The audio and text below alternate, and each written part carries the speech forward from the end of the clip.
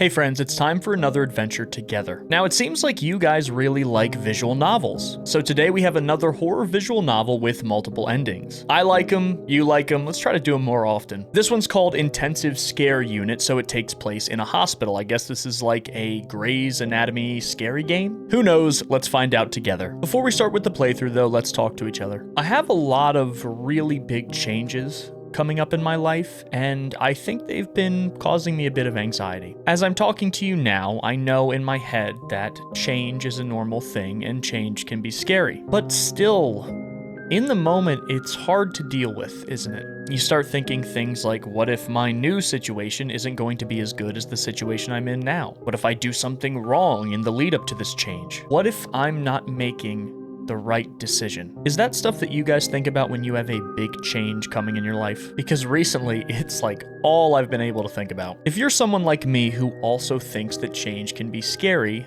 maybe these words will be of a little bit of comfort to you. I talked to my uncle a little bit about it and he gave me some good advice. Change in life is as normal and natural as breathing. And while we can't predict what specifically will happen, we can always predict that things will change. We cannot spend time in the moment worrying about whether or not the decisions we make will lead us to a better or worse place. We have to make the decision that we feel is right in the moment and deal with the consequences in the future. Because, as we've talked about before, worrying about change can be far worse than the actual change itself. And when something like that is coming up in your life, be kind to yourself, take deep breaths, take plenty of time for yourself. It's intimidating, but it's going to be okay. I love you guys and I hope you're safe. With that being said, welcome to the Intensive Scare Unit.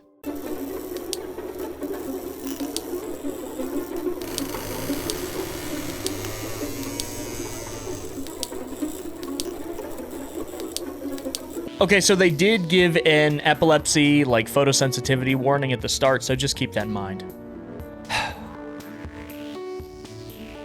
It's my first night shift during residency today. Mom and Dad had always wanted me to follow in their footsteps to become a specialist. Mom was a pediatrician and Dad was a neurosurgeon. Wow.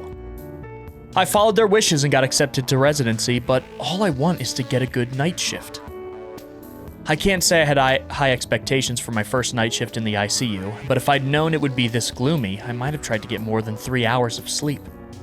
From the moment I walked through the doors, it felt like I'd stepped into a different world. The lights are dim, the beeping is constant, and the whole atmosphere feels like it's one bad day away from a horror movie.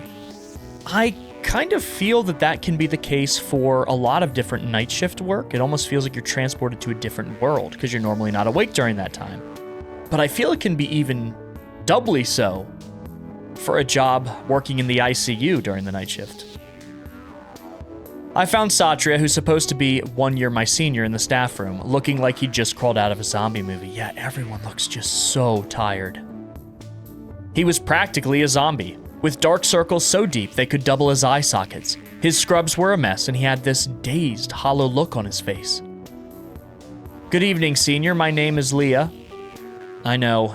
Drop it. Just be casual with me. Oh. You're the first-year resident, right? Ate your dinner already? Yes. Good, you'll need all the extra calories. Anyway, welcome. Satria doesn't give up the seniority vibe in residency, unlike some of my peers. I had been told that residency is like being part of some medieval hierarchy where you're the lowly maid and everyone else is a noble with a stick up there. Well, you get the idea. But then there's Satria. I mean, the guy actually seemed nice.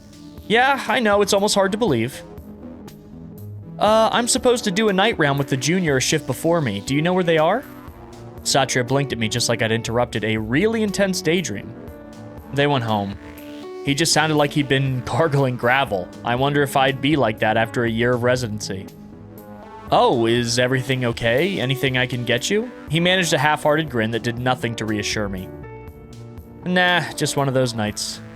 Anyway, this means you'll be doing the night rounds with me. Let me explain everything, kid. Listen well, because I'm not repeating anything for you. Okay, well that's not how we get someone used to the job. Come on. All right. Here's the deal with night shifts. It's a whole different beast. We're understaffed, so it's basically just you, me, and, well, one nurse tonight. Wait, one nurse for the entire ICU? He waved his hand as if it was nothing. Who needs nurses when there are residents, am I right? We're stretched thin and it's a bit of a juggling act. The ICU's usually got more hands on deck, but tonight it's a skeleton crew. So expect things to get a little interesting. I glanced around the ICU, trying to picture a lone nurse handling everything. I'll do my best. Good. If you're lucky, she'll be able to cover all the bases, but don't count on it. We'll need to pitch in wherever we can. So I'd like you to take charge of the patient bells. Patient bell duty? What does that involve? It's exactly what it sounds like. You'll be the one answering the patient's call bells. Every time a patient hits their call button, it's your job to respond. It's one of those tasks that gets handed off to the newbies because it's hella boring, but it's crucial. Amazing, I'd already been dreading the prospect of juggling everything else, and now I have to deal with the constant interruptions from call bells, too. Here's how it works. Each patient room has a call button next to the bed. When they press it, an alarm goes off at the nurse's station. Well, it would, if we had more than one nurse on tonight. So you'll need to be the one who gets up and checks on them. Understood. All right, Leah, let's do a quick round so you know what you're dealing with tonight. Satria led me through the dimly lit corridors of the ICU. He stopped in front of the main nurse's station and gestured for me to follow as he began his impromptu tour.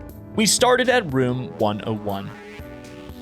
This is Angela Liam, 7 years old, recovering from is that supposed to be post-dengue shock syndrome? Like dengue fever? She's stable but still needs monitoring. Sweet kid, but she's been through a lot. As for pediatric patients, you deal with the parents mostly. I peered through the glass window of the room, seeing a tiny figure nestled in the bed, her mom sitting anxiously beside her. Her mom looks kind of familiar. Satria led me to room 104 next.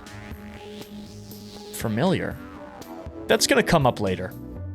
Here we have Mrs. Selvina, 47 years old. She's on a ventilator because her liver cancer has metastasized everywhere. Oh my God. I'm starting to get into the headspace that this is going to be a very heavy game. Her condition is critical, so keep an eye on her. We can't get hold of her family yet, so no DNR. DNR stands for Do Not Resuscitate. I glanced at the room where a ventilator hissed rhythmically and Mrs. Selvina lay still.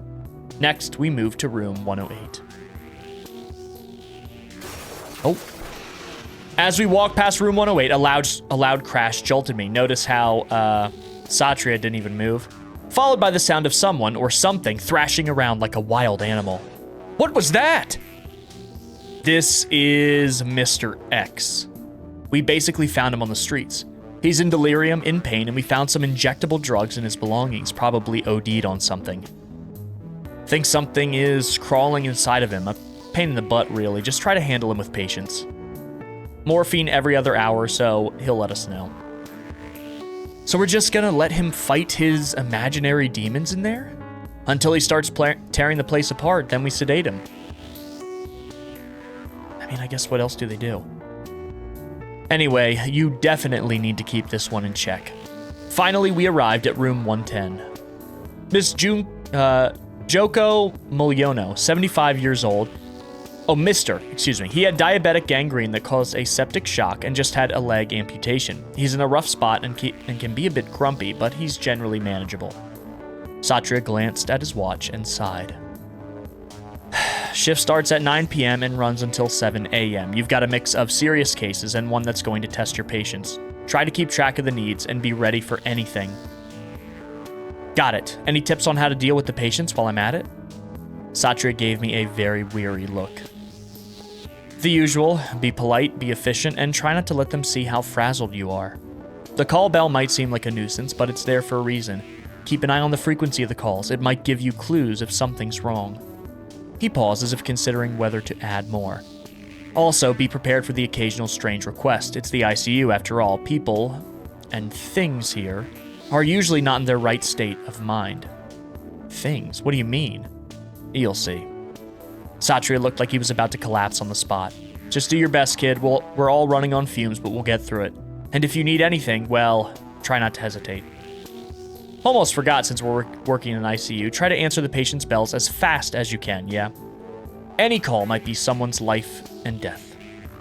I mean, you can't just undo your mistakes in real life. right?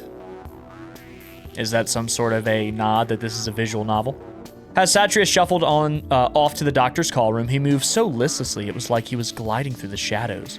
Seriously, the guy looked like he was part of the decor. I bet that's gonna be me after a year. Real quick, just want to give a little shout out to all of the nurses, hospital staff, healthcare workers. The importance of your jobs cannot be overstated. And situations like this, where you're just working these ridiculously long, exhausting shifts, are not the work of fiction. That is something that healthcare workers have to deal with, all the time. So, again, we do appreciate you. I made my way to the nurse's station toward the patient bell call. Oh gosh, yeah, see, this place is just draining the life from people. The nurse on duty, who had been introduced to me as part of the skeleton crew for the night, was standing at the desk. She looked up as I approached, and my first impression was that her face was so pale, she almost blended into the background. To be fair, yeah, I kind of see that. Hello, I'm Leah, the new resident. Just checking in.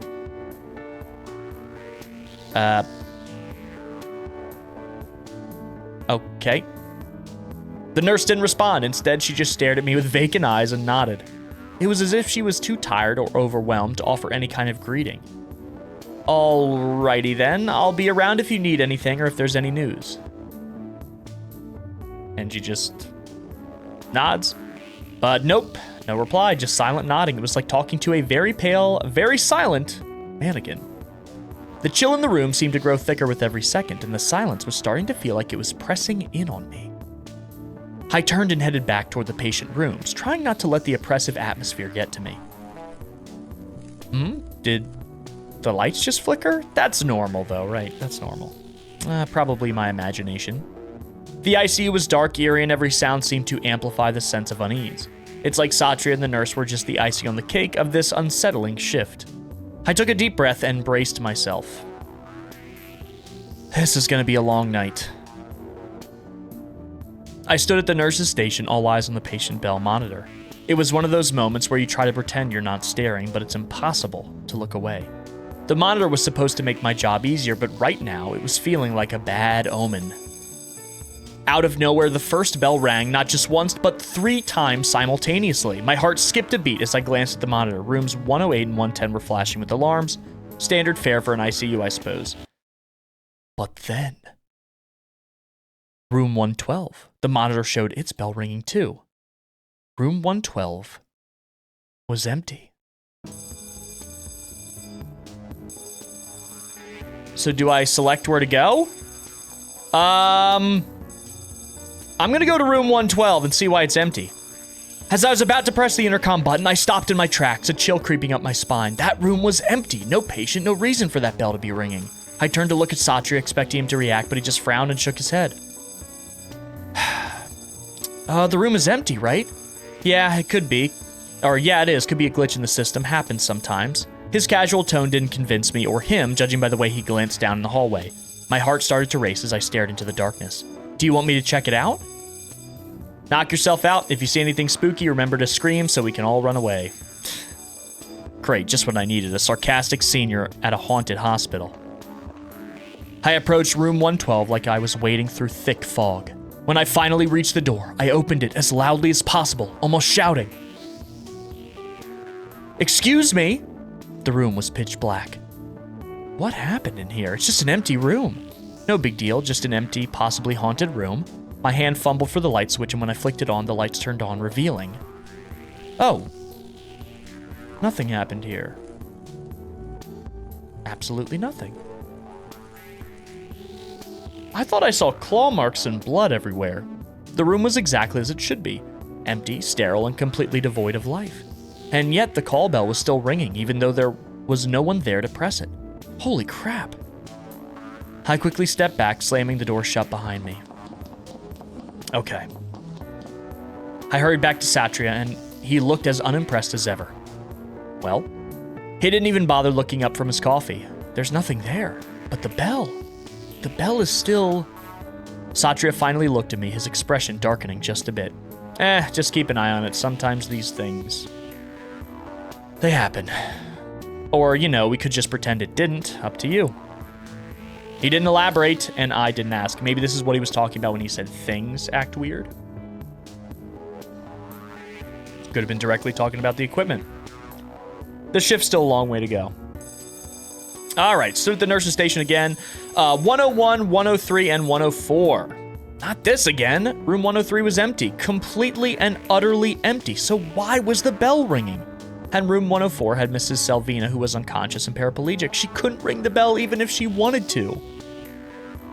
I glanced at the nurse, who was still standing there, eerily mute, as if the chaos around us didn't even register. What the hell is going on with the night shift? Satria, my ever-reliable senior, just let out a sarcastic laugh. Well, it seems like there's a welcome party for you. Okay, I am a little concerned with 104.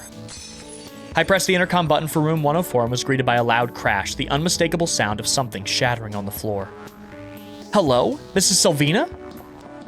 No answer. I quickly rushed to room 104. I pushed the door open, and the room was dark. As I turned on the lights, I saw a cup of tea laying in pieces. There was no one else in the room but Mrs. Salvina, who was unconscious in her bed, oblivious to the mess. Good Lord, seriously? I crouched down to inspect the shards of glass, looking for any sign of how the cup had ended up on the floor. There was no obvious cause, no one to knock it over, no sudden movement that could have sent it crashing. It was as if it had just decided to jump off the table out of sheer spite. So do you guys think this hospital is haunted by like a ghost or something? Or maybe there's something different going on for every single patient. There's definitely something weird here. And because it's a horror game, we know it's not just the electricity. Okay, focus. It's just a cup. Just a cup. Of course, there was no cleaning service in sight, which meant I was the one in charge of cleaning it. As I moved to clean up the mess, I felt a shiver run down my spine. I couldn't help but glance at the window, half expecting to see something or someone watching me from outside, and to Mrs. Salvina, thinking she could just jolt awake at any moment. Hold it together, Leah. I quickly gathered the pieces of the cup and turned to leave.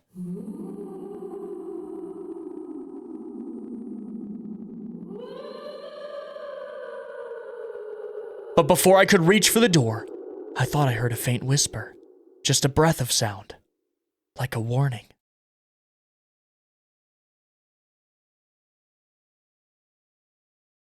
I froze, my heart racing as I glanced back at Mrs. Salvina.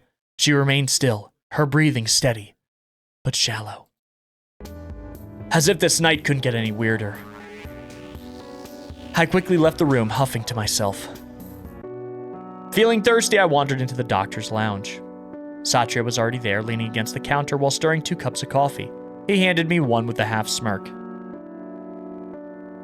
Thanks. Hang in there, kid. This is just your first shift. Hey, this is what I signed up for. Easy for you to say. You're one of the blue bloods, aren't you? Everyone knows about you. What was it? Mom's a pediatrician, dad's a neurosurgeon. Yeah, but that doesn't mean it's a walk in the park. They're always comparing me to them, telling me how much harder I need to work. I don't even want to be a doctor anyway. Still, it must be nice, though, having parents who made things so much easier. Wish I had that kind of leg up. My family put everything into getting me here. Now it's on me to make sure it's worth it. So it looks like they both have pressure put on them, just in different ways. On one hand, you have Satria, whose family basically poured all their resources into him, so pressure's on to make it work for the whole family.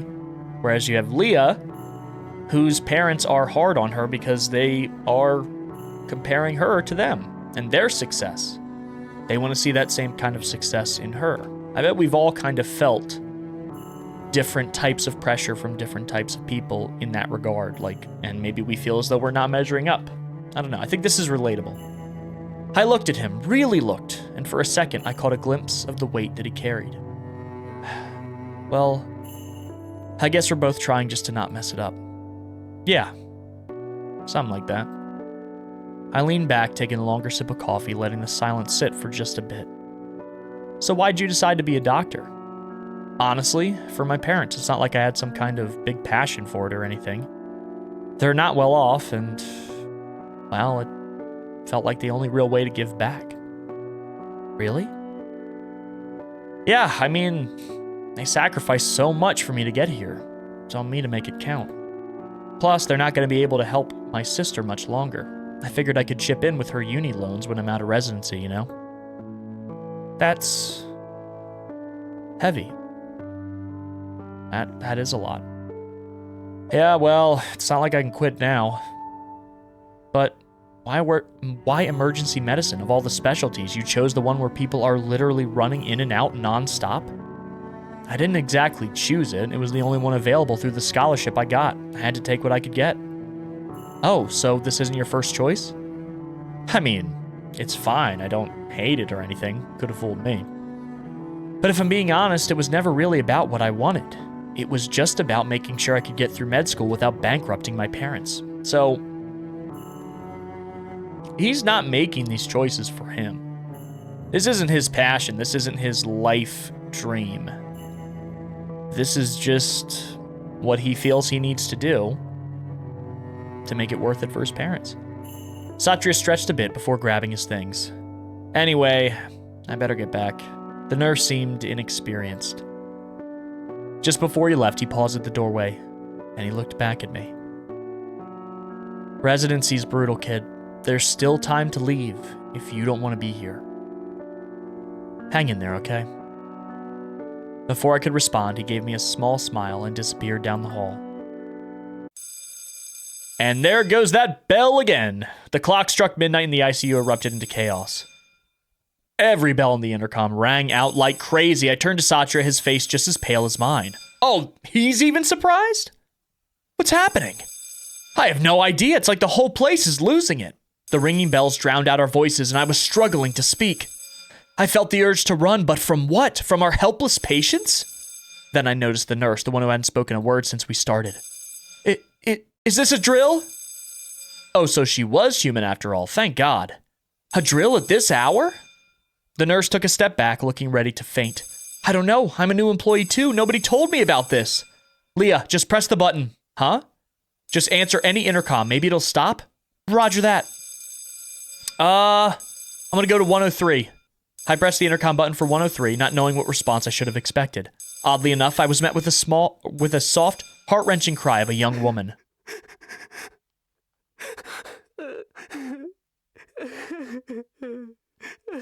103 is an empty room. Satria? Can you come over here? I think we need to check this out. Satria shuffles over, a lazy smirk on his face that dropped the moment he heard the sobs echoing through the intercom. Oh, creepy. Can we please check the room together? Or maybe we don't have to? But what if someone really needs our help?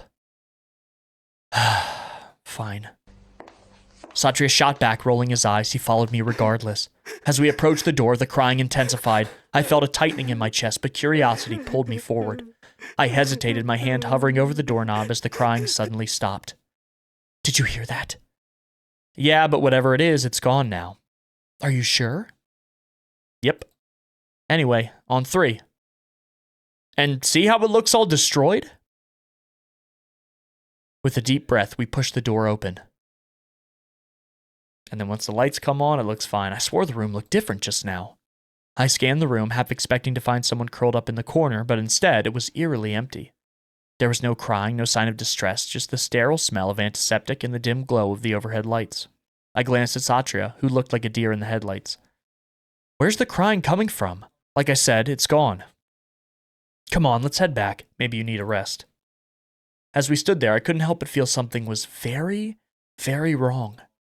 The crying had stopped, but I didn't think it was over. It was just the beginning of our shift.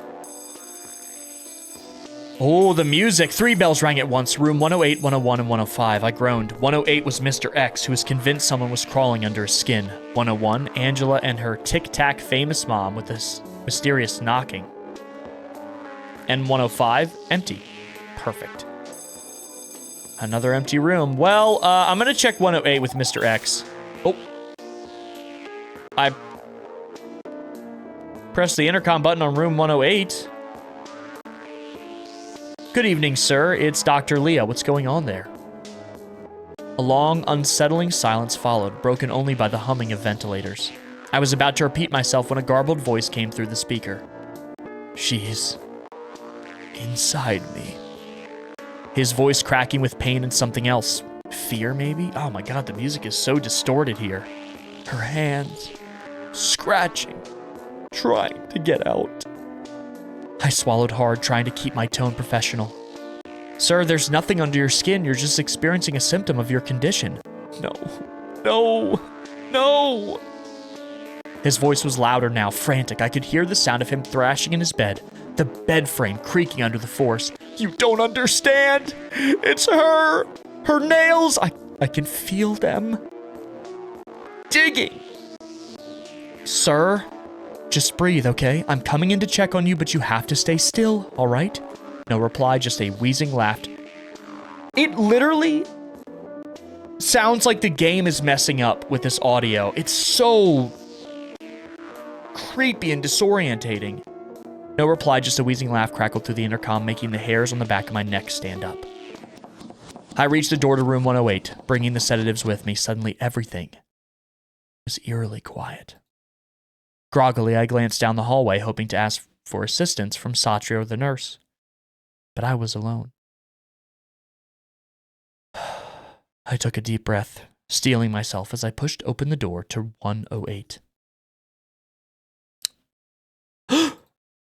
I should have let Satria take this one. Mr. X was thrashing violently, face contorted in agony. His hands were clawing at his own skin, scratches covering his arms where he tried to dig out whatever he believed was inside of him. Help, please! Please get her out. I can't take it anymore. He's living in misery. I'm just gonna sedate you, sir, okay? It'll help with the pain, but you have to let go, all right? As I reached for a syringe, he grabbed my wrist with surprising strength. Let go? Let go? She's in me. Her nails, they're cutting through. She's going to crawl out of me and into you. She'll tear us all apart. His grip tightened, and for a moment I could almost feel it, a sharp, cold scratch just beneath my own skin like nails dragging through flesh. My stomach turned, but I forced myself to stay calm. I had to. It was just a delusion. It's just the drugs. It's just paranoia. I injected the sedative into his IV, and Mr. X's breathing slowed, his thrashing subsiding as the sedatives took effect. But even as his eyes fluttered shut, he kept whispering to himself, "She's coming."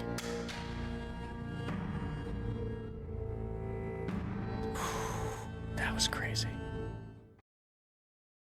That was crazy. Absolutely nuts. I backed out of the room, trying to calm my trembling hands. But then, as I started down the hallway, something stopped me in my tracks. It was faint at first, a soft, melodic hum that seemed to drift through the stillness.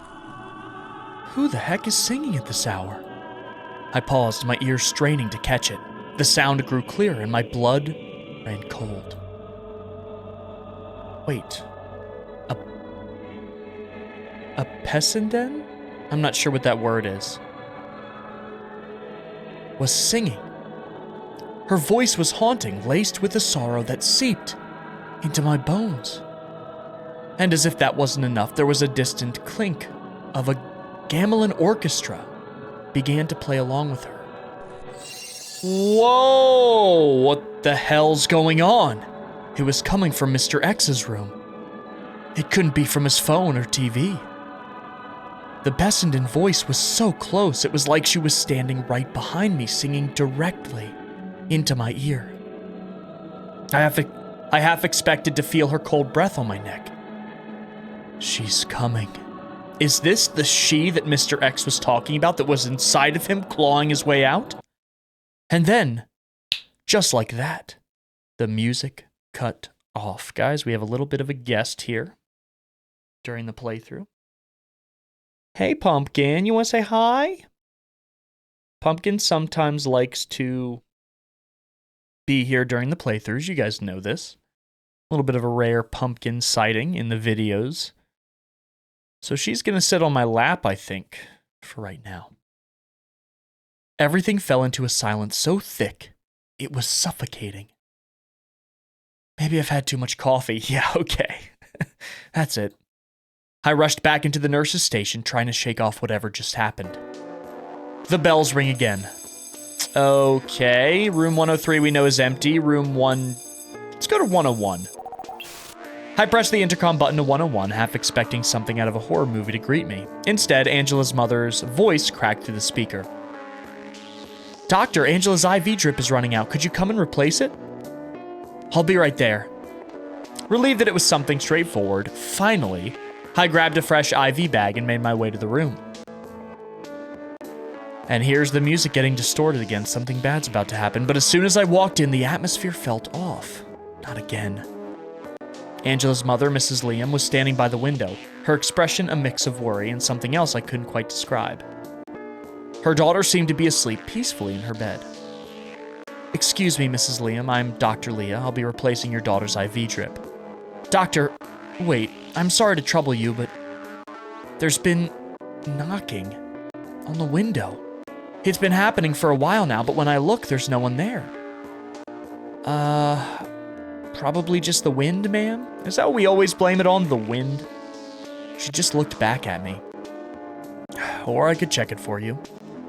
I moved to the window, opening a curtain and peering out into the darkness. Nothing. Man, the music's really getting distorted. You guys hear that? Just the faint reflection of the room behind me and the dark sky beyond. I shook the latch, trying to be sure, and it was securely locked. It's safe, ma'am. Nothing out there.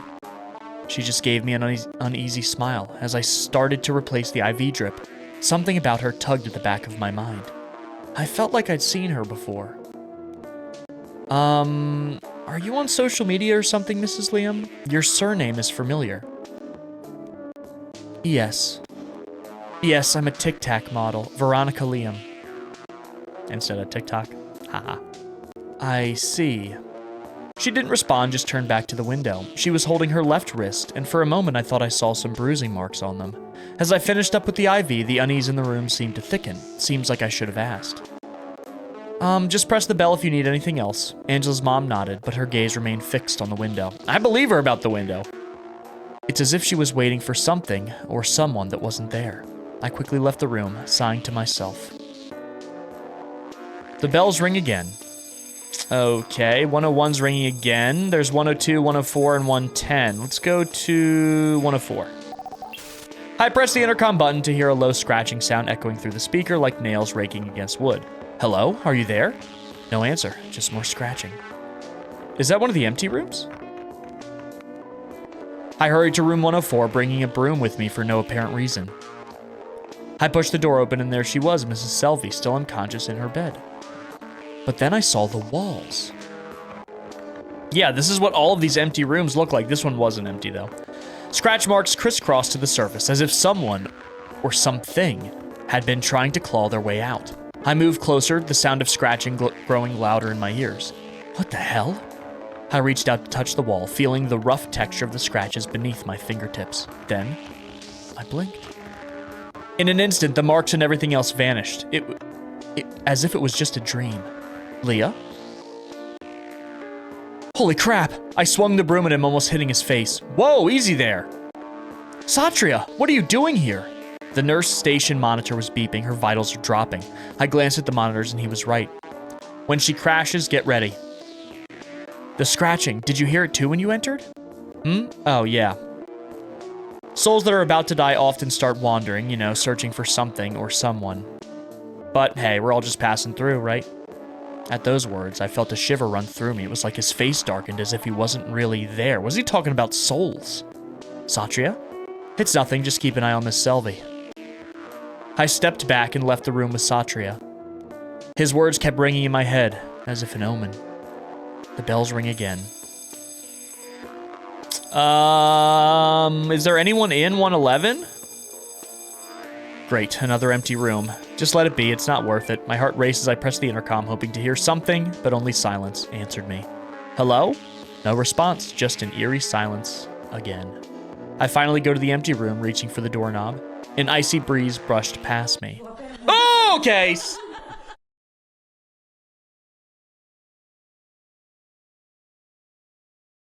Then this ghost woman jumps at me. Curiouser. Do you want to play? Okay, nope, not doing this. I bolted down the hallway as fast as my legs could go, the sound of her laughter hot in my pursuit. Look at the walls. Now the whole place looks like The empty rooms with the lights off. Whatever was haunting this place felt hungry, searching for something or someone. Oh gosh, she's not after me, is she? I rounded the corner in a full sprint, heart pounding when I slammed straight into Satya, nearly knocking both of us over.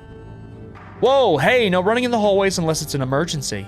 Satya, there was something in that empty room. A woman, or I don't even know, but she was there, I swear. Oh, really? There was something off about him. Satya? His smile was too stiff, his eyes were darker than usual, in a way that didn't belong in the light. His smile didn't reach his eyes, and for a moment, I could swear the hallway lights dimmed around him. You saw her too, didn't you? Maybe I did. Maybe I didn't. What does it matter? I didn't know what terrified me more, what I saw in the empty room or the strange way Satya was acting. Something wasn't right. Maybe you should get back to work, Leah. Things get strange around here after midnight. Yeah, you're right. Something's not right with Satya. Look at this place. I walked toward the nurse's station again, not sure if I was more afraid of the ghost or of Satya at that moment. Why is the nurse's station so dark? I was relieved to see the nurse standing there, eyes glued to the monitor. Hey, you won't believe what I just saw. The empty rooms, best you ignore it. So you knew? I know that this hospital's been here since the Dutch colonial times. Back then, it was a military infirmary. There was a widow who lost her husband during the war. People say she never left, still wandering the halls, looking for him. Oh. Yeah, if you keep entertaining her, she'll take a liking to you, you know? And not the let's grab coffee kind of like, more like haunt you forever. Like. Great, just what I needed. Okay, go away. I am not your husband. But I could be. You heard nothing. Suddenly, every shadow in the corner felt like it was watching me. I might have made a very big mistake. The bells ring again. We'll go to 110.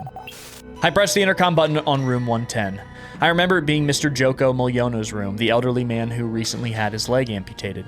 Satya said he was one of the more stable patients, or at least he had been. Hello? His wife's voice crackled through the speaker, soft but urgent. Excuse me, nurse, my husband has a fever. He's not resting well. I'll be right there. I made my way to room 110. As I entered, the first thing I noticed was how warm the room felt, stuffy almost. Mr. Mulyono was in bed, his face flushed and profusely sweating. He was asleep, but his body was restless, twitching as if something was bothering him, even in his dreams. Good evening, ma'am. I'm Dr. Leah. May I check Mr. Mulyono's temperature? Please go ahead, doctor. I checked his temperature, definitely a fever, nothing too alarming, but enough to need attention. I reached into my pocket and pulled out a vial of, paracetamol, preparing to administer it. This will get the fever under control. As I injected the medicine into his IV, I felt the presence of his wife, hovering next to me. Mrs. Mulyono seemed like a sweet elderly woman, the kind who reminded you of homemade cookies and knitting by the fireplace. But tonight, something felt off. Maybe it was just my imagination, though. Thank you, doctor.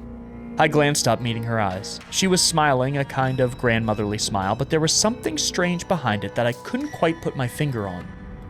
Well, maybe she's just worried about her husband. Of course. He should get better soon. You're very kind, doctor.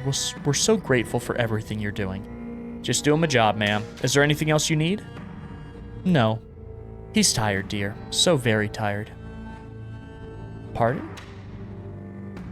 She didn't respond immediately. Instead, she just kept that unnerving smile fixed on me, her eyes boring into mine. I checked Mr. Mulyono's vitals one last time, my hand shaking slightly. His fever was starting to come down, but he seemed to be slipping into a more peaceful sleep. The room still felt too suffocating, though. And Mrs. Mulyono kept on smiling, never once moving. He should be fine for now. Just let me know if anything changes. Mrs. Mulyono said nothing, just nodding silently as I turned to leave. What is she?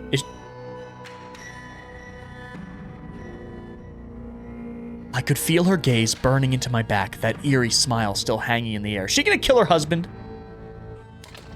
The door clicked shut behind me, and I exhaled a breath I didn't realize I'd been holding. What is wrong with my first shift? I rushed back into the nurse's station, trying to shake off whatever just happened. Well, remember this, guys. First shifts at work can go bad, but no first shift can go as bad as Leon S. Kennedy's first shift as a Raccoon City police officer. His day one shift was Resident Evil 2, so keep that one in mind. I rushed back into the nurse's station, trying to shake off whatever just happened. The bells ring again. Oh man, we got problems all over the place. Let's do 106. The intercom buzzed again with no one answering. My heart raced as I reluctantly made my way toward the empty room. Oh, this is another empty room. I remember what the nurse said, but curiosity got the best of me. When I pushed the door open, I was taken aback. Hello? The ghost woman stood there, looking strangely serene, dressed in a beautiful kabaya that flowed like smoke around her. So now we're just accepting this? Her name is Gendis. Ah, so you've come. My name is Gendis. You're quite the odd one, aren't you? I'm Leah. Are you a ghost? Anytime there's ghosts around, the music gets distorted. She laughed, a sound that sent chills down my spine. Obviously. Most people would run away from what they see, but you linger. You're curious, perhaps. A bit too curious for your own good. Why do you keep ringing the bell? What do you want from me? I want nothing from you, dear. Before I could respond, the air grew heavy and the lights flickered ominously. My instinct screamed at me to run, but my legs were glued to the floor. This is getting interesting. You're not supposed to be here during this night shift, and neither is your friend. This place is a threshold. It's an in-between. The ICU holds souls teetering between life and death, and sometimes they choose to stay. Stay? Do you mean I'm dead? No, which is why you're not supposed to be here. Your shift is tomorrow. What? The souls linger here, caught in their regrets and sorrows. They can become restless, searching for closure. And I am here watching over them, watching over you. Satria is your friend, but he's too drawn to this darkness. Girl, you feel deeply more than others. Maybe that's why you're here now. The weight of sorrow clings to you. I've seen it, and I've seen how it affects those who wander here. You must remember that not all souls are benevolent. Some may wish to pull you down with them. With that, she turned away, her figure slowly dissipating into the shadows, leaving me alone. Leah? Oh, it's just you, Satria. I turned around, startled to find Satria standing behind me. I just talked to a ghost named Gendis. She told me I'm not supposed to be on this shift. I mixed it up somehow. Crazy, right? Yes, your shift is supposed to be tomorrow. Then... Whoa. Satria's expression darkened as his head began to twitch erratically. Tonight we're walking a line between reality and something far more dangerous. I think she was just trying to warn you. What is happening with Satria? Warn me? From what? Satria smiled at me, a sad, warm smile that ironically sent a chill down my spine. But as I stepped back, the warmth faded. Oh! His figure began to shift and distort, revealing bloodied skin, battered limbs, and bruises that painted a horrific picture. I could see the ribs poking out from his emaciated frame, the once comforting presence now a grotesque vision. Satria, what's happened to you? Go home. This is not your place. You belong with the living. As the reality of his words sank in, the world around me began to spin. My vision blurred, and the room darkened. The last thing I saw was the haunting look on his face, before everything faded to black. I passed out. The next day, I found myself in the familiar chaos of the hospital, the bright lights flickering above me as I made my way to my actual shift. My mind was still reeling from the events of the night before, questioning whether it had all been a nightmare or something much darker. As I walked past the nurse's station, I spotted the nurse from yesterday. She looked up and offered a sympathetic smile. Oh, hey. Sorry for your loss. Excuse me? Haven't you heard? One of the senior residents passed away. We're running on a skeleton crew today because there's a funeral happening. Satria. Funeral? What was his name? Satria? My heart raced as I processed the nurse's words. Satria's funeral? No, that couldn't be right. I was sure I had just seen him last night. We were working on a shift together. So because she mixed her shifts up, she ended up getting on a shift where that part of the hospital was actually like the middle point between life and death, where ghosts watch over residents that are basically right on the brink of death to see whether or not they come to terms with their issues and pass on, or maybe they, small chance they stay in the world of the living.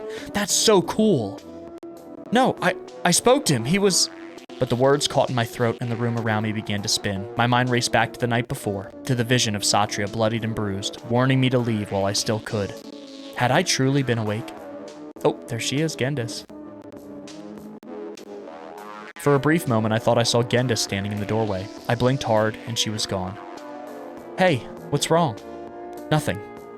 Hey, take a deep breath, new resident. It's your first shift, you're under a lot of stress.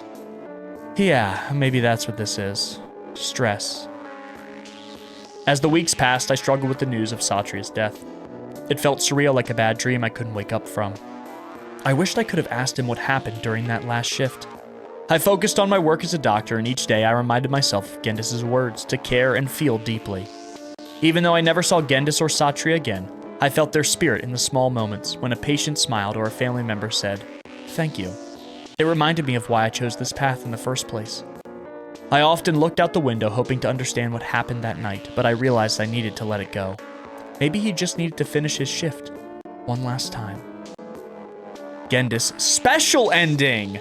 So somehow we got the special ending on the first try? No way! Okay, we gotta try to get the other endings, guys. No doubt. You had one job, so if you don't ring the bells in time...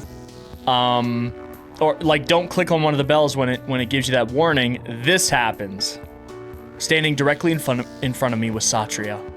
His face was twisted in rage, his eyes darkened and hollow, his clothes drenched in blood dripping onto the floor. "Ah, I'm sorry!" Satria snarled, stepping closer, his bruised face distorting as if it was melting, blood dripping from his broken ribs and the gashes on his head. I stumbled back, tripping over my chair. I scrambled to get up, but Satria lunged at me, his hands outstretched, ready to grab me, his bloodshot eyes locked onto mine with fury. "Wake up! Wake up!" Suddenly I gasped, my eyes flying open. I was in my bed, my heart racing so fast it felt like I would explode out of my chest. My room was dark, silent, except for the sound of my own panicked breathing. What just happened? Was I at work, or was it all some twisted nightmare? I looked at the clock. It was morning. The shift was over. Or had I even gone to work at all? Nothing ending. Okay, so we got two endings, one being the special and one being the nothing ending that you get just from failing the bells, basically. Okay, so now we're gonna focus on the storyline with Mrs. Liam and her daughter. Her voice sounded even more urgent. "Dr. Leah, there's knocking again. It's fast like someone's trying to get in. Remember, she was saying there was knocking on the window. Please, can you come?" Of course there is. When I entered, the room was dim with just the faint glow of the monitoring equipment. Mrs. Veronica Liam was sitting beside Angela's bed, her face even paler than the last time I saw her. "Doctor, I'm sorry for bothering you, but it's been happening more frequently. The knocking, it's almost like it's demanding to be let in." As if on cue, the sound started again, sharp, rapid knocks that seemed to rattle the window. I took a deep breath and went to the window. Here we go again. Well, there should be nothing there, right? I pulled it open, half expecting to see something or someone on the other side. Once again, there was nothing. The knocking had stopped immediately as well. "It's fine, ma'am, there's nothing out there." Mrs. Liam shook her head, her eyes welling up with tears. Why am I struggling with reading right now? Maybe it's just me. Maybe I'm losing it. I've been so stressed out. My baby, I wasn't there for her. My job with all the pressures on social media kept me too busy. I abandoned her when she needed me the most. Maybe it's just my guilt haunting me. For a moment, I wasn't sure what to say. An ICU where people died and went to critical conditions seemed to feed on fear and guilt, twisting it into something that could reach out and touch you in the dark. Well, we know what this place really is, or what the ghost says it is, but maybe not all endings are in the same canonicity. What's important is that you're here right by her side during this critical time, ma'am. She nodded, but her expression didn't change. The knocks had stopped, but the unease lingered. After excusing myself from room 101, I walked back to the nurse's station. The nurse was sitting there alone, tapping her pen on the desk, looking more bored than anything else. When she saw me approach, her eyes lit up. I wondered if she wanted to ask me something about Mrs. Liam. You know Mrs. Liam? Who doesn't? She leaned in closer, about to spill some tea. Ooh, wait a minute! The tea is about to be spilt! This could be big. Word is that Veronica Liam was having an affair with some famous actor, big name in the industry. Her husband found out, and that's why he's nowhere to be seen. Left her to deal with everything on her own, even his own kid, can you believe that? Oh, so that's why he's not here? But we don't even know if this is true. This is all hearsay. This is all rumors. Yep. Rumor has it the whole thing was a huge scandal, but they kept it hush-hush because, you know, reputation and all that. But everyone in the know, well, they know. And how do you know?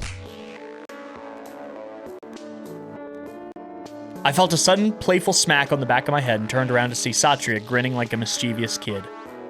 No more gossiping on the job, Dr. Leah. You're supposed to be the professional here, or I'll tell on you. I rolled my eyes, rubbing the spot where he bonked me. Yes, sir, it was just, you know, gathering intel? Sure, let's call it that. He chuckled as he strolled down the hallway, disappearing into the shadows. Try to keep it classy, okay? The bells ring again. Okay, so let's go ahead and go back and check on. I pressed the intercom for room 101, already bracing myself. Mrs. Liam came through, her voice panicked. Doctor, the knocking, it's back. It's loud and it sounds angry. Please help. I'm on my way. I grabbed my stethoscope, not sure what good it would do against angry spirits, and headed down the hallway. What was I supposed to do, politely ask the ghost to knock more quietly?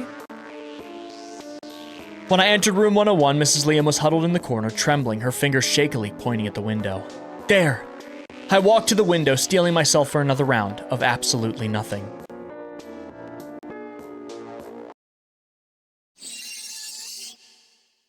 A pale face shot up from the darkness outside. A child's face, except there were no eyes. Just empty, hollow sockets staring right at me.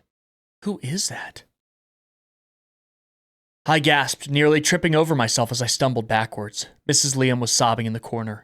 Angela shifted in her sleep, her small body twitching under the sheets, groaning as if in pain. So, are Angela and this kid linked in some way? My heart was still racing from the eyeless kid at the window, but it got worse when I heard it. Soft, eerie laughter. What? Angela, come play with me. I froze. Come on, Angela. Don't you want to play? I glanced at Angela. Her groans were getting louder, like she was trying to escape something in her sleep. Angela, come play. Just let go. Then, I could see it. A faint shimmering light pulling away from Angela, her soul rising like a wisp of smoke, drawn toward the ghost kid. What is happening? They look like fireflies. Whoa, no! Is the kid like beckoning her to cross over? Give her back! Get away from her! But Angela's mother, still huddled in the corner, was oblivious to whatever was happening to Angela. She just stared at the ghost kid, her face twisted in fear, not even realizing the danger her daughter was in. Angela! Fight it! You can't go with him!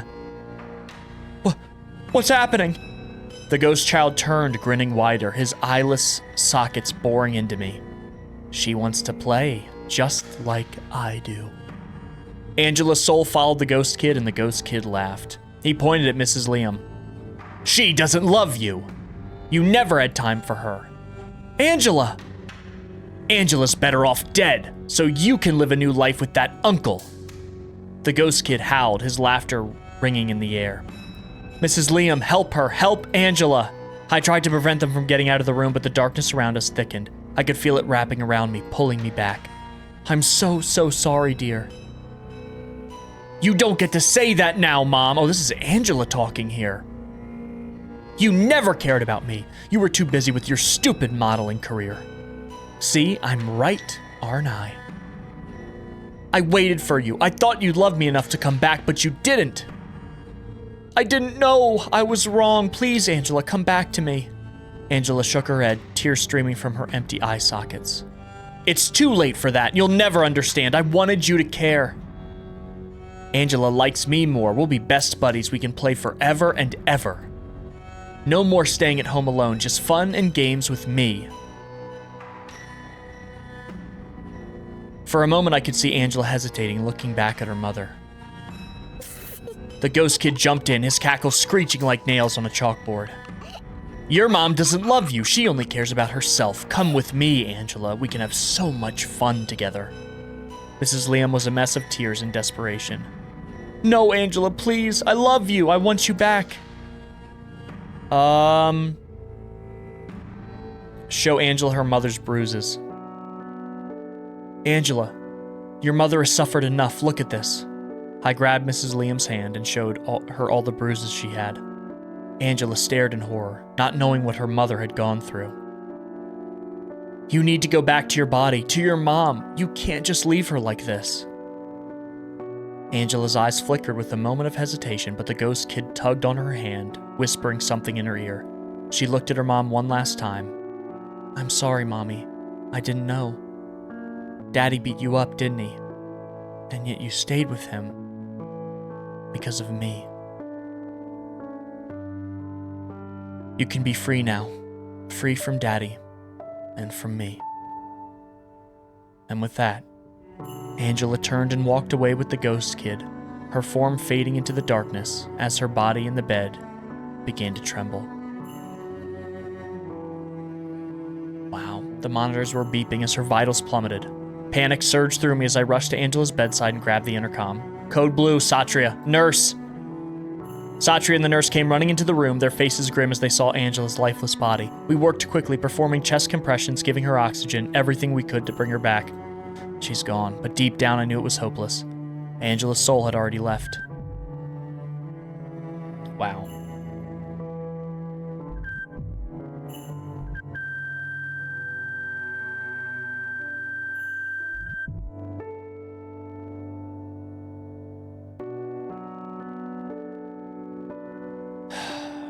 I'm sorry, ma'am. Time of death. Mrs. Liam crumpled to the floor, sobbing uncontrollably. Angela's voice echoed in the room, so soft I almost thought I imagined it. I love you, Mom. Please be free. I stumbled out of Angela's room, my hands shaking as the weight of everything finally hit me. I knew that being a doctor meant we'd see countless deaths, but I could not stop my tears from flowing after experiencing the events that transpired tonight firsthand. All I could hear was Angela's voice, her final words to her mom, the sound of the flat line ringing in my ears. This isn't happening. Poor Angela. I heard footsteps approaching, and before I could gather myself, I felt a hand rest gently on my shoulder. Satria, you did your best, kid. I saw her leave. I saw the ghost child. I couldn't do anything. She's gone. Just like that. Comes with the job. Sometimes no matter how hard we try, some things are just out of our control. We're doctors, not gods. But she was just a kid. I know. You did everything you could, more than most would. Let that be enough. For once, there was no sarcasm from him, just a quiet understanding. And somehow that made me cry even harder. Satria stood there, silent, letting me cry it out. No pressure. Just there.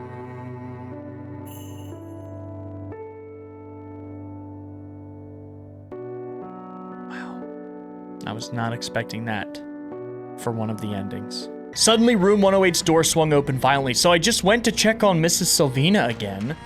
And now all of a sudden, he's out. Mr. X, with his wild eyes and disheveled hair, burst out, throwing away all of his medical equipment as if it were a prison. She's after me! Satria, we have to stop him. We chased after him, but he was too fast, too frantic. I have to run. I can make it. He bolted into an empty room, and before I could reach him, he lunged for the window.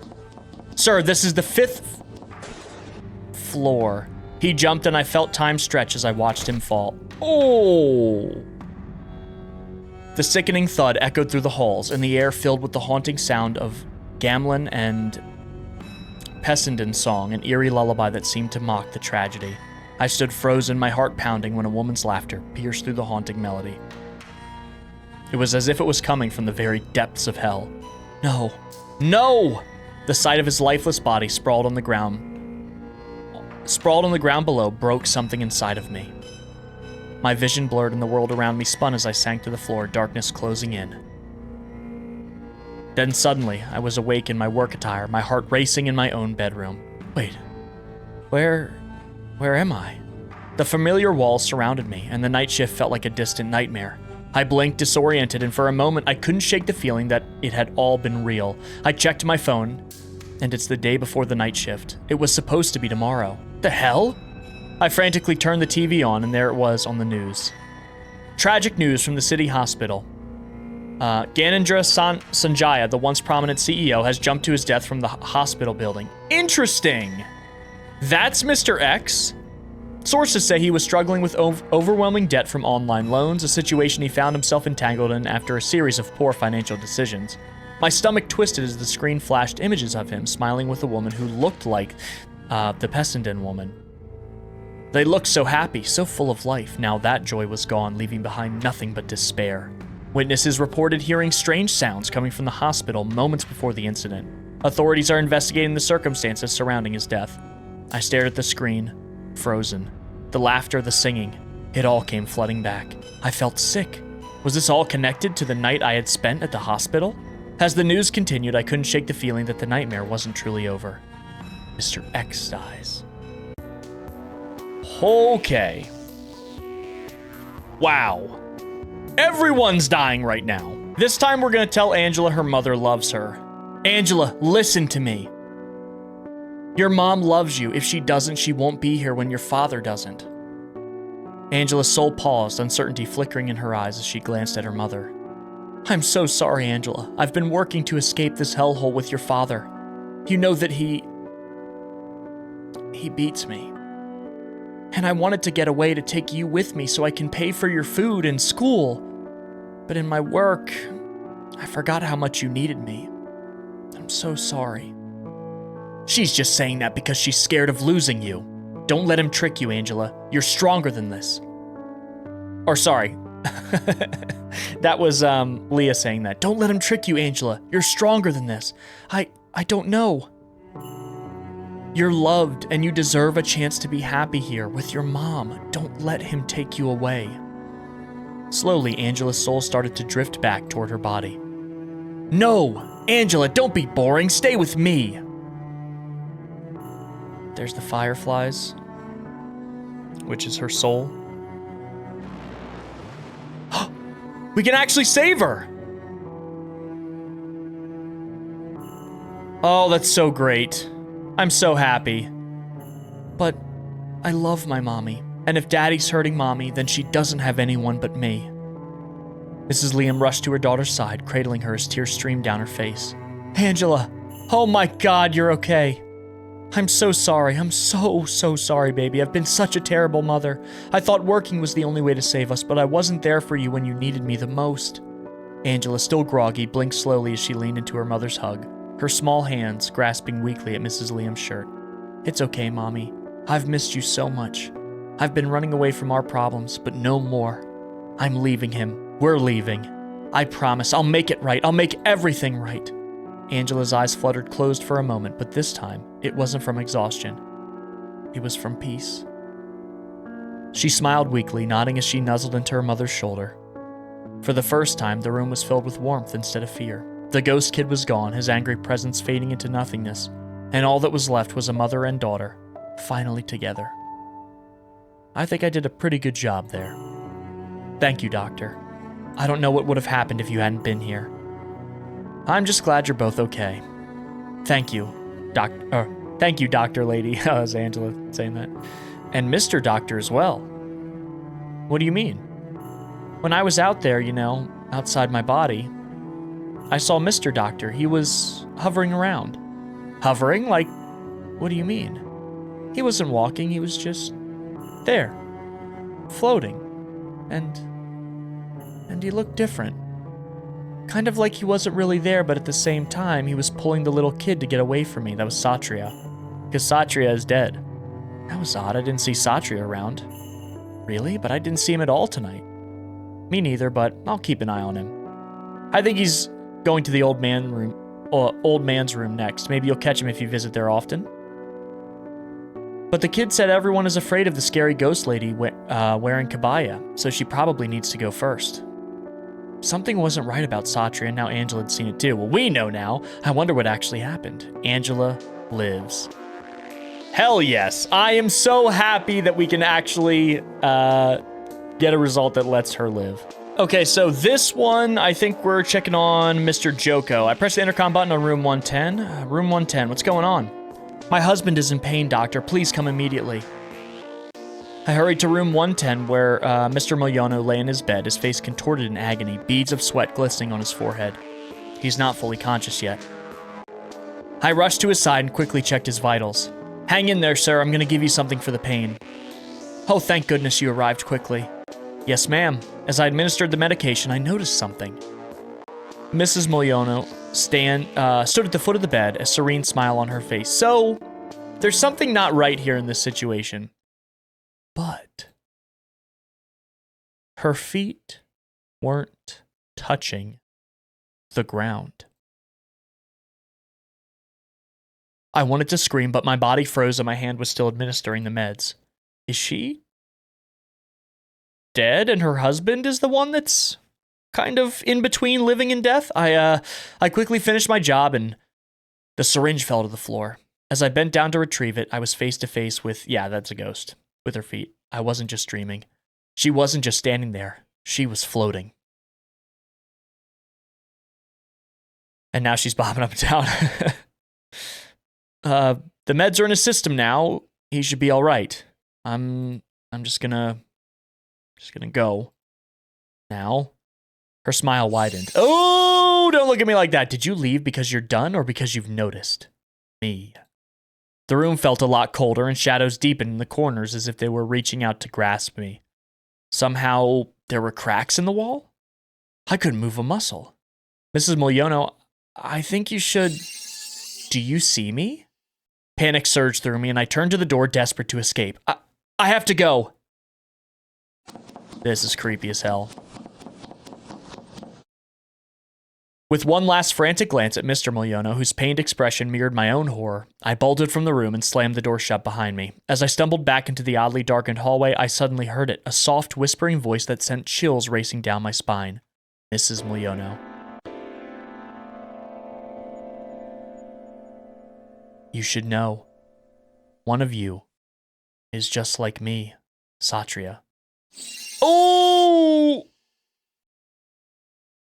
The darkness hides secrets, my dear. One you is pretending to be alive, just like I once was. I slowly shuffled back toward the nurse's station, trembling. Who could it be? The nurse, Satria? It's Satria. I'm alive, aren't I? Or maybe Mrs. Moyono was just trying to scare me. The bells ring again. This situation is getting very, very, very interesting. But I guess let's check on Mr. X. I pressed the intercom for room 108 and the sound of Mr. X retching immediately filled the speaker. His voice, even more frantic and broken than before, cut through the noise. She's out! Pardon? She's out, but I can still hear her. She's here. Help! Sir, I'll be there. And then he's screaming, Sir? You hear it too, don't you, doctor? Oh, God. As I listened, something else crept in, something familiar. Man, I have a lot of trouble pronouncing that. Pasindan song, soft at first, like a lullaby from hell, getting louder and closer with each sound.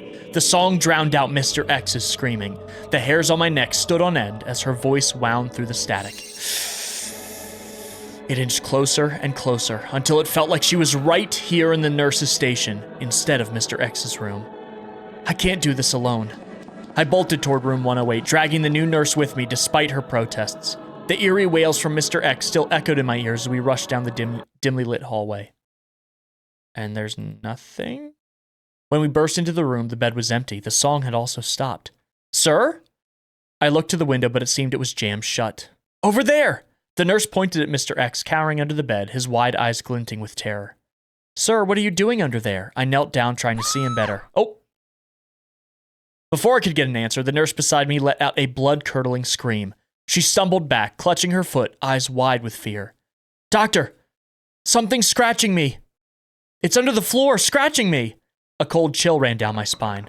The scratching, that horrible feeling from earlier, was back, and it wasn't just in my head. The nurse felt it too. Whatever was down there, it wasn't done with us yet. But helping Mr. X came first. I had to sedate him. Mr. X was still trembling under the bed, his eyes darting around like he was seeing something I couldn't. I injected the sedative into his arm, trying to ignore everything else while the nurse cowered behind me. Just breathe. His eyes fluttered closed as the drug took effect. I turned toward the nurse. Are you okay? My mom said being a nurse is an honorable profession. I'm just here for the paycheck. It's okay. He's asleep. Let's get out. Oh no. But as I turned to leave, the silence was shattered by that haunting sound again, the Pasindon song. I didn't wait to see what would happen next. Let's go already. Oh God. Get out of there.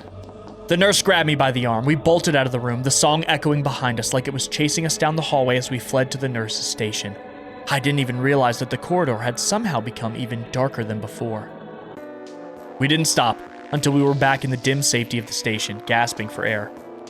The song had faded, but whatever was happening in room 108, it was far from over. Satri was there. He raised an eyebrow when he saw us running, but he didn't ask anything. Satri, do you know anything about Mr. X's background? I mean, besides the obvious nightmare we just dealt with? Satria leaned back, his eyes fixed at the ceiling. There's a rumor that he used to be filthy rich, but, you know, classic tale, lost everything, bad investments, gambling, drug addiction, who knows. Really? How come? When they found him, he had this ridiculously expensive watch on him, like the kind that could pay off a car. No one's sure if he stole it or if it was his, but it's the only thing he had left. We keep hearing a gambling song and someone singing. Satria didn't even blink, just shrugged with that exasperating nonchalance. Maybe it's a vengeful lover haunting him or his ex-wife. Who knows? Or maybe the music's just in his head and now it's in yours too. There's no way! Either way, it's absolutely none of our business. I couldn't tell if he was being serious or just messing around, but either way, it did nothing to calm the two of us. This is way above my pay grade. And I'm not even getting paid. Satria just smiled, that infuriatingly calm smile, and, wordlessly reached to the counter and poured 2 cups of tea. He handed one to the nurse and one to me. Here, drink up, it'll help you calm your nerves.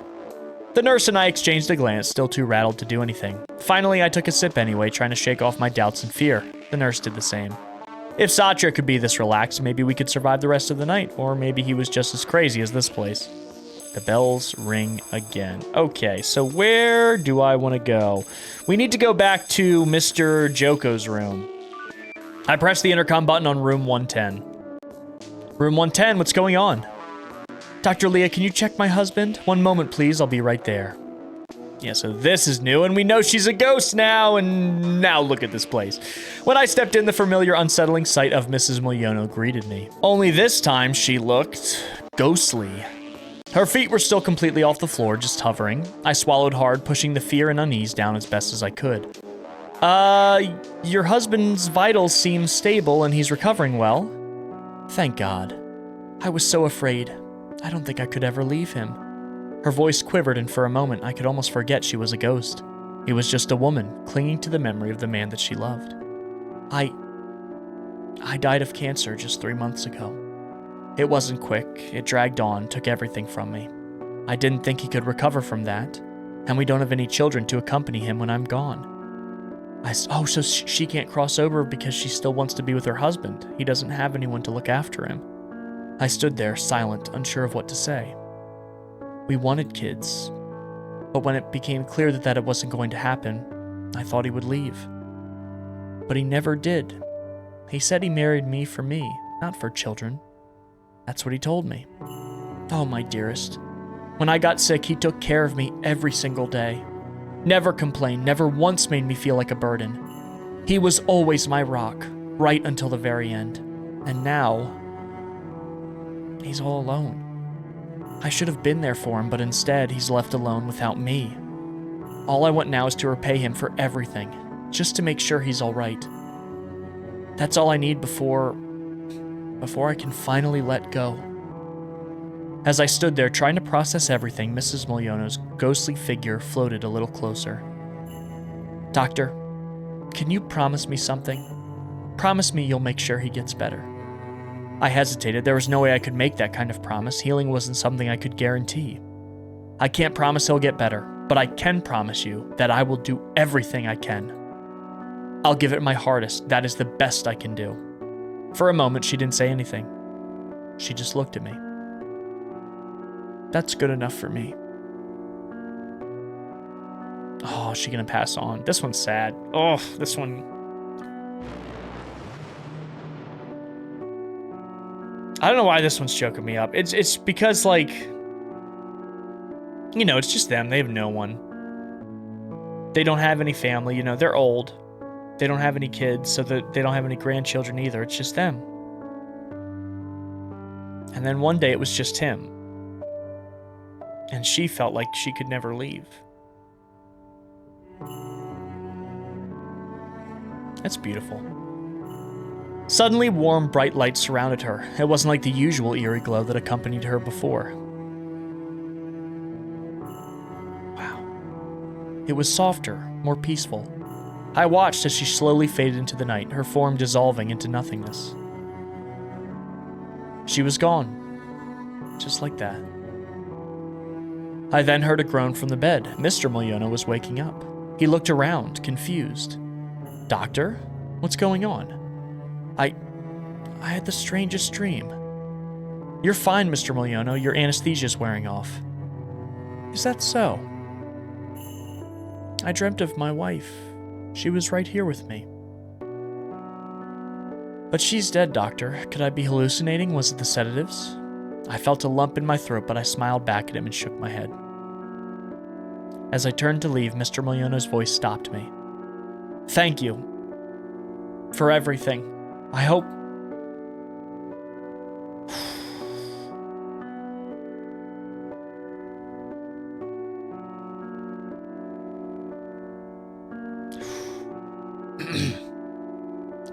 I hope my wife can see how well you're all taking care of me here.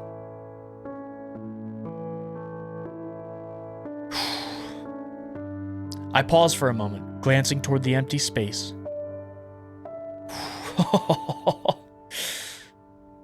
Ugh, this is tough. Where Mrs. Miliono had only been moments ago. I'm sure she knows. And the bells ring again. Ugh! That's a tough one, guys. That's a tough one. I think we need to check on Mr. X again, though. I pressed the intercom room for 108, and something was different. This time his voice was calm. It's over, Doc. I rushed to his room. When I got there, my stomach dropped. Mr. X had disconnected all of his equipment, the monitors flatlining behind him. He stood by the window, trying to pry it open, his hands trembling with determination. Sir, what are you doing? He didn't answer, just kept fumbling with the window latch like a possessed man. The room felt colder, heavier, and then I heard it. The Descendants singing again. The haunting melody slithered through the air, growing louder. Oh, there she is. And just like that, she appeared, her figure materializing in the room, moving closer with every note. She was beautiful, but in the most unsettling way. Her smile wide, her eyes dark and empty. Mr. X whipped around, pointing at her with a trembling hand. You're dead. This isn't real. You're not real. But the woman only smiled wider. Oh, look at her face. That's so creepy. A slow, creeping smile that spreads to her ears, contorting her face into something grotesque and inhuman. Her eyes locked onto him, and the air in the room felt like it was being sucked out. No. This isn't real. The woman stepped closer, still singing. She raised a hand toward him, her fingers curling like she was about to claim him, and she whispered, Gandendra. Fatima? Her smile widened even further. condensed with malice, and dripping with venom. But before I could react, her hand shot out, wrapping around his throat. Oh my God, look at that face. Mr. Ganendra's eyes bulged as he gasped for air, his hands clawing frantically at her grip. Stop! I screamed, rushing forward, trying to pull her off of him. But as I grabbed her, she turned, face twisting into something horrific. Her beautiful features morphed into a monstrous figure. Her eyes were now black pits, mouth too wide for her face, with sharp, jagged teeth. The air grew thick with the stench of decay. And this is in a different language. I wonder what she's saying. She tightened her grip around his throat, and Ganendra's face turned a sickening shade of blue. I yanked at her arms, but it was like trying to move a large rock. Mr. Ganendra's choked gasps filled the room, his eyes begging for mercy, but the ghost, Fatima, or whatever she had become, only laughed. I fumbled for the intercom, my hand shaking, and pressed the button, barely managing to croak out the words. Help! Anybody! Within moments, Satria burst into the room, prayer beads in one hand and a small pouch of salt in the other. Oh, he was prepared. Without a word, he threw the salt across the room, the grains catching in the air like tiny sparks. So this was like a wife, a lover. The ghost woman, Fatima, screeched, an ear-piercing wail that made my skin crawl. Her monstrous figure twisted and contorted as if the very air was burning her. With one last deafening shriek, she vanished, leaving behind nothing but an icy chill in the room. Mr. Ganendra slumped to the floor, gasping for breath, his body trembling. Great.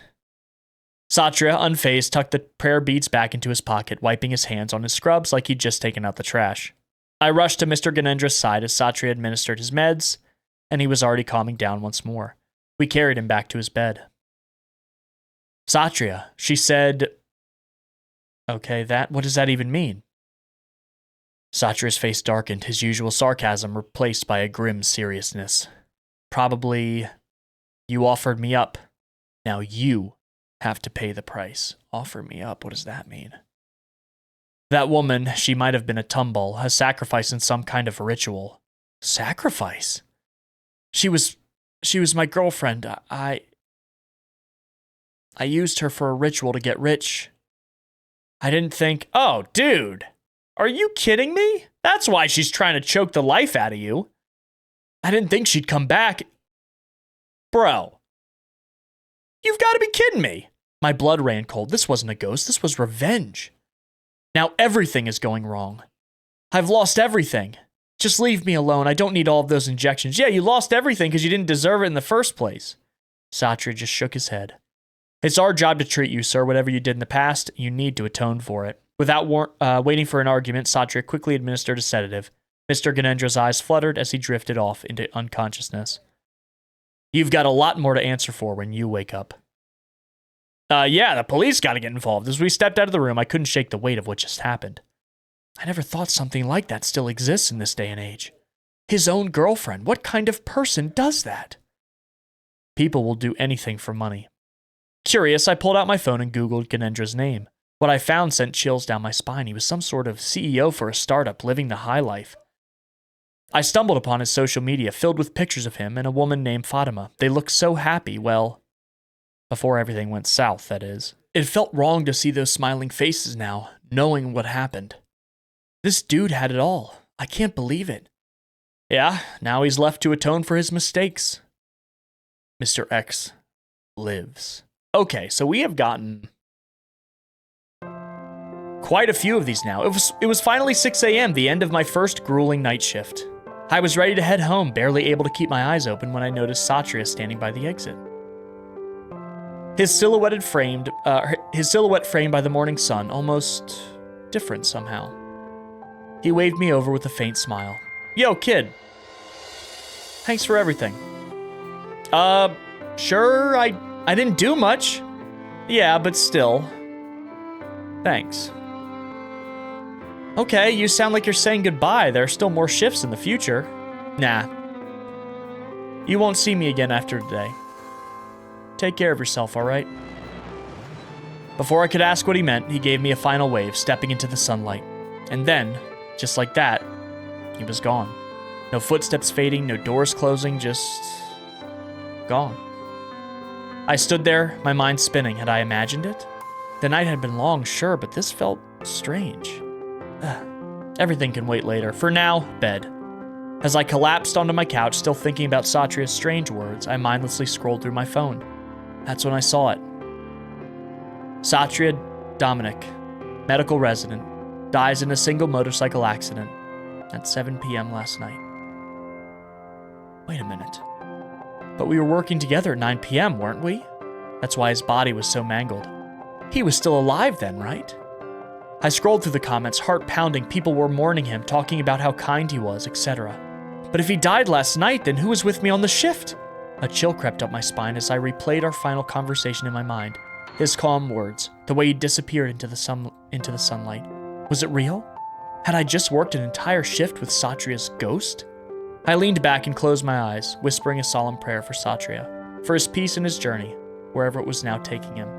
Satria had worked so hard only to be lost to the very grind he had struggled against. I sighed, staring out into the early morning light, unsure of what the future would bring.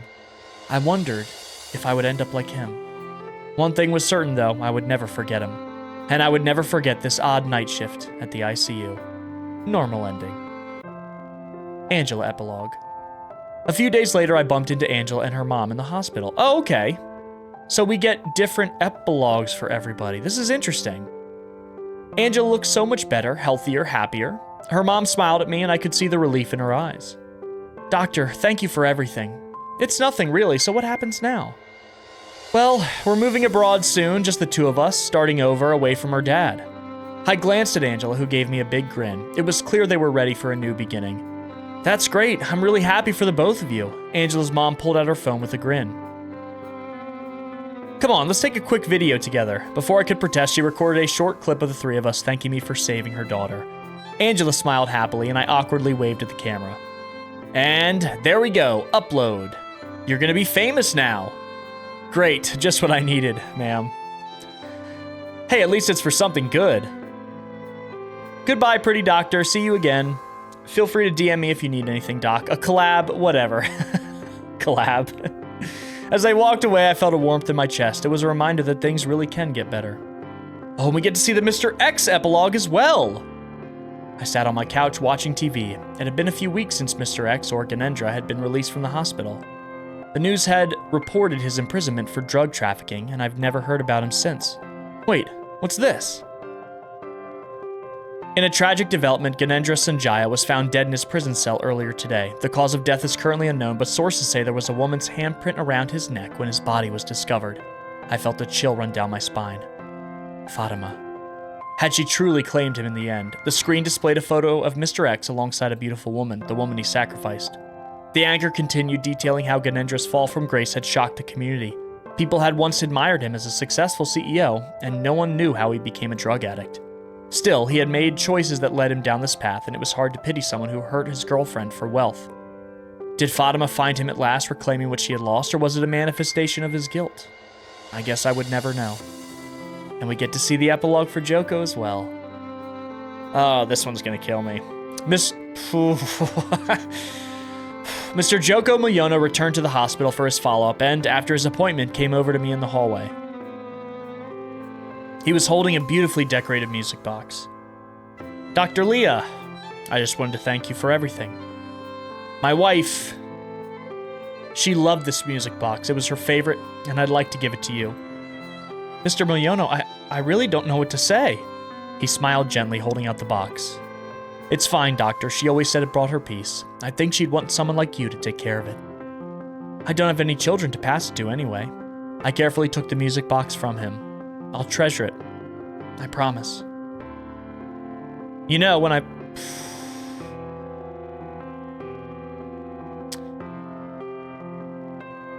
don't know why this is killing me so much.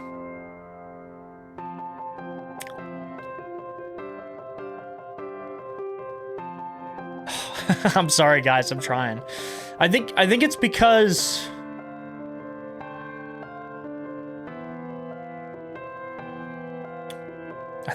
it makes me think of my grandmother.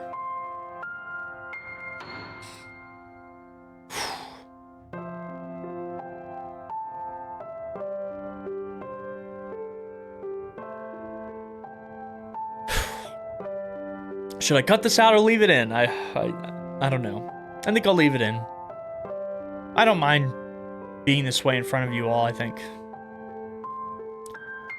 You know, when I first met her, I never imagined how much she'd changed my life. We didn't have children, but we had each other. It's enough for me. I hope...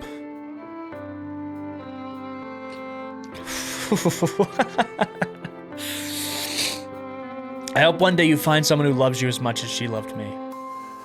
His words hung in the air, and I felt a lump in my throat. Thank you. He gave me one last smile before turning to leave. As I stood there with the music box in my hands, I could feel all the memories it held. It made me think about the kind of life I wanted to build too. Oh my gosh, guys. So we're missing 2 of them now. Oh my goodness. We need Mrs. Selvina, I think, is the other one we need. And then there's a 5th one, so let's go ahead and get to it. Okay, so this time we're going to focus on 104. The intercom crackled with a barely inaudible voice that sent a chill down my spine. My time is over.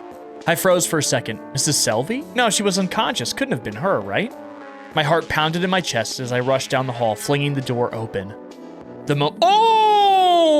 moment I stepped inside, a figure lunged toward me, Mrs. Selvey, but not quite. Her pale face twisted in a grotesque grin, her head tilting to the side as if it's broken. I gasped, stumbling back, nearly losing my balance.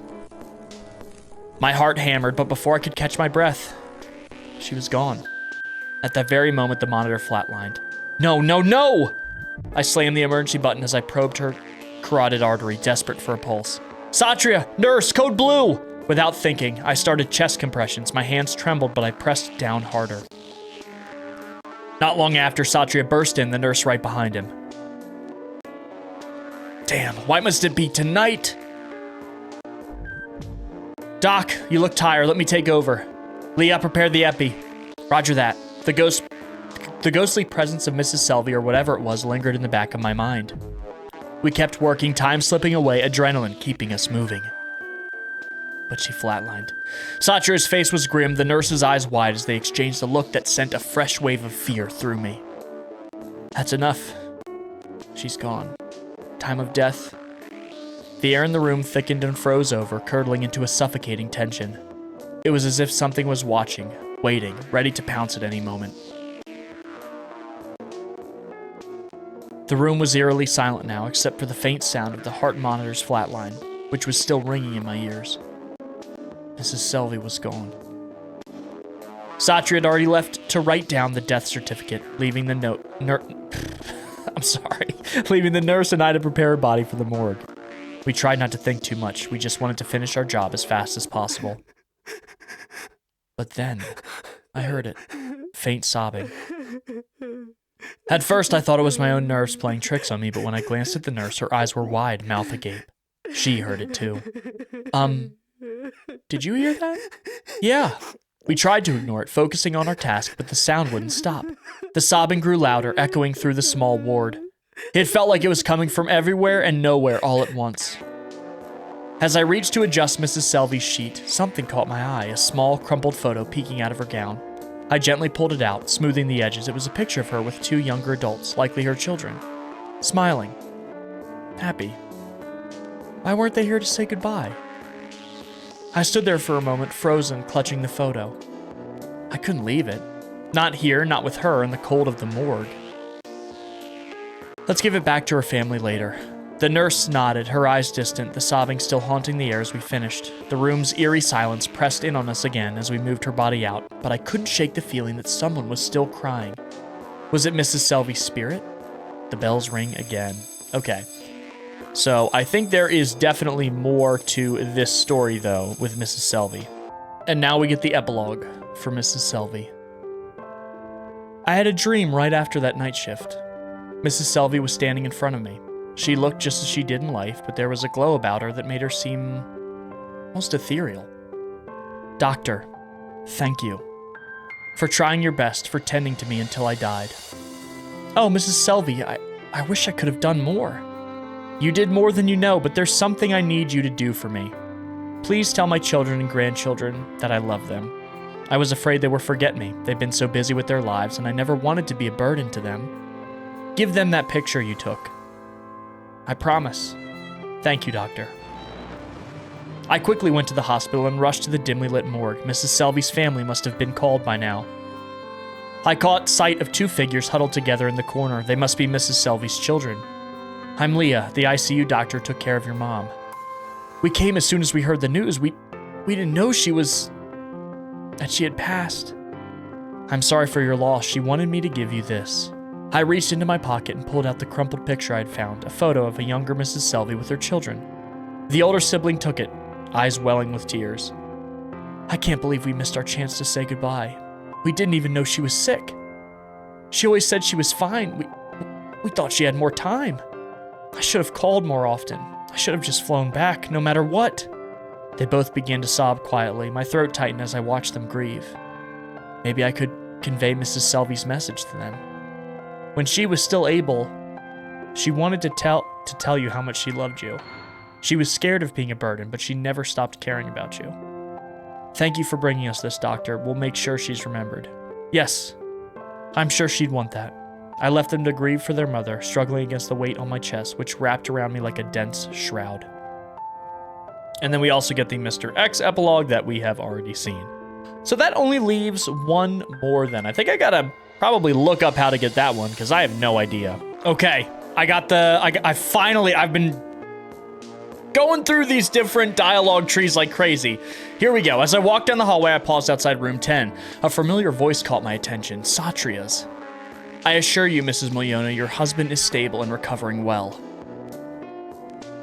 I peeked through the small window in the door and saw Mrs. Miliona, her ghostly figure shimmering faintly in the flickering light. Relief washed over her face as she listened. Did he know that she was a ghost? Oh, thank goodness. I can't bear leaving him alone. He needs me, you know. He can't do anything without me. You've done everything you can. He'll be okay. The doctors are keeping a close eye on him. But what if he forgets? What if he wakes up and doesn't remember how to take care of himself? Oh, I can't stand the thought of him alone, so helpless.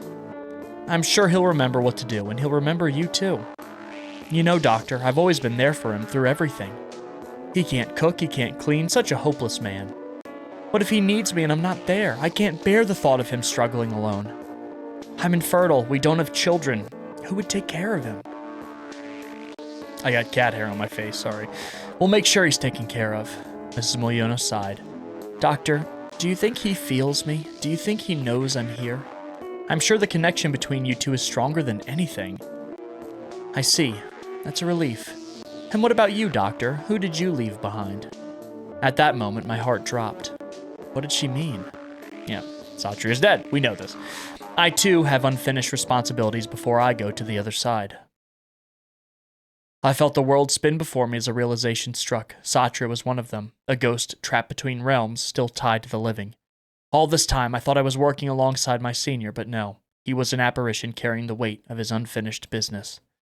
What the hell was happening? Without thinking, I turned on my heel and bolted down the hallway. As I ran past the nurse's station, I saw the nurse looking confused as hell. Was she a ghost too? Leah, wait! No, get away! I reached the elevator and was about to press the button when Satria appeared. The elevator was dead. I was stuck. Please, you need to listen to me. What are you? Am I dead too? Is everyone already dead? No, not everyone in the ICU is dead. And what about you? I died on my way to this shift. A motorcycle accident. It was quick. One moment I was driving, and the next I found myself in the ICU. What do you mean you found yourself? You just showed up here? Exactly. I was confused at first. I thought I was just having a weird dream or something. But then I saw the patients, the nurses, and I realized I was still here, in a sense. Still working. Why? I've paid a lot for this. My family has sacrificed so much for me to become a doctor. I can't just die now. Is that guilt and pressure he feels what's keeping him here? And not letting him pass on? But, of course you wouldn't understand. Both of your parents are highly esteemed specialists. My parents aren't anyone important in the medical field. I endured endless shifts, grueling nights, and terrible treatment from seniors who didn't care about anything but their own egos. I worked myself to the bone, trying to prove I was worthy. And now, I'm dead because I was sleepy one time. This isn't fair." I wanted to comfort him, but the pain in his voice silenced me. I didn't understand because I didn't want to be here in the first place. But Satria wanted this. I wanted to make a difference and not become a ghost in a hospital. It feels like a punishment for all those late nights and missed meals. So, what do you want me to do? Tell them. Tell everyone what happened to me. Look at me, Leah. Oh. As Satria spoke, his figure began to shift and contort before my eyes. The confident, lively doctor I knew faded away, replaced by a frail, emaciated version of himself. His skin clung to his bones. Dark circles hung under his eyes, evidence of countless sleepless nights. Suddenly, his body twisted again, and I gasped as the bruises erupted across his skin, vivid marks from the accident that had claimed his life. His skull appeared almost split in two. I took a step back, horrified. This is what overworking does to you. No, there's no way. Tell that to them. The ones set these shifts with minimal staff and unbelievable hours. Well, it doesn't matter to me now. I'm dead. So he's trying to prevent this overworkingness or situation from happening to anyone else that could be easily taken advantage of. You're what's left. Where was the accident, Satria? He hesitated for a moment, the shadows flickering across his face. It was on the highway, just outside the city. I was rushing to my shift, trying to make it on time. As his words trailed away, everything around me began to blur, and I felt a familiar pull as reality slipped away. The next thing I knew, I was waking up in my own bedroom, somehow still in my work attire. My heart raced as I remembered Satria's words. I leapt out of bed. I needed to get to the accident site. Wait for me, Senior. Arriving at the accident site, I could see remnants of the crash, shattered glass, twisted metal, a broken motorcycle, and Satria's body. Just like how I saw him. But this time, it was lifeless. Taking a deep breath, I pulled out my phone, my hands trembling as I dialed for help. This is Leah. I'm at the accident site on the highway. I need an ambulance and the police. Please, there's a man down and he's not breathing. After I hung up, I glanced back at Satria's body. I gently checked for any signs of life, but I already knew the truth. There was no way he could have survived. After a few moments that felt like an eternity, I heard the sound of sirens approaching in the distance. As they rushed to Satria's side, I stepped back. I watched them work with thoughts of everything that had happened, the night shift, the angry spirits, and Satria's ghost. I didn't know if any of them were real, but what I know is this scene in front of me was real. Satria asked me for a favor. It's time for me to make sure nothing like this happens again in the future. In the months after Satria's tragic death, I made it my mission to share his story. I couldn't let his struggles go unnoticed. I started talking to other doctors, including my own parents, encouraging them to open up about their experiences and push for change. It's awesome. Together, we gathered evidence of the long hours and tough conditions that came with the job. We shared our stories at meetings and wrote articles to raise awareness about the need for better working conditions in healthcare. Slowly but surely, people started to listen. The hospital administration took notice, and they finally launched an initiative to improve our working conditions. They set limits on our hours, created better rest areas, and offered more mental health support. On the anniversary of Satria's death, I organized a small memorial. Friends, colleagues, and family came together to share stories about the impact he had. He looks a lot different when he's like in a suit and his hair's, combed. As we lit candles in his memory, I felt a warm breeze. It's almost like Satria was here with us, smiling from the heavens. Satria special ending. And friends, that is every single ending, including the special one that we actually got as our first ending in the entirety of Intensive Scare Unit. This was something special, and I keep saying that. When we play these horror visual novels, we've played a few that have really resonated with me, and this one really tugged at my heartstrings as well. Of course, the biggest video I've ever released on the channel was Do Not Take This Cat Home. That, in my head, is a classic and is a very special game. But this one was special in its own way, and it told a touching story about a hospital that was the midway point between life and between death. And not only were there ghosts there, there were people that were still technically alive that, based on a variety of circumstances, would either stay alive or would pass on. And each of them had a beautiful story attached to them. I feel like there's just the sky's the limit with this concept, and you could take this and make a whole game series out of it with different hospitals that act in the same way and different patients with their own story. It's remarkable, to be honest, and I really did enjoy it. The big bad villain, I thought, as it were, villain ghost, I thought at the beginning ended up being the girl that was sacrificed and just trying to get revenge on that terrible guy that sacrificed her for riches. You know, it was just so cool. The game was constantly surprising me. And to me, this is another incredible memory that I got to share with you all. So thank you so much for watching. I love you all very much. Please be safe. And I'll see you in the next one.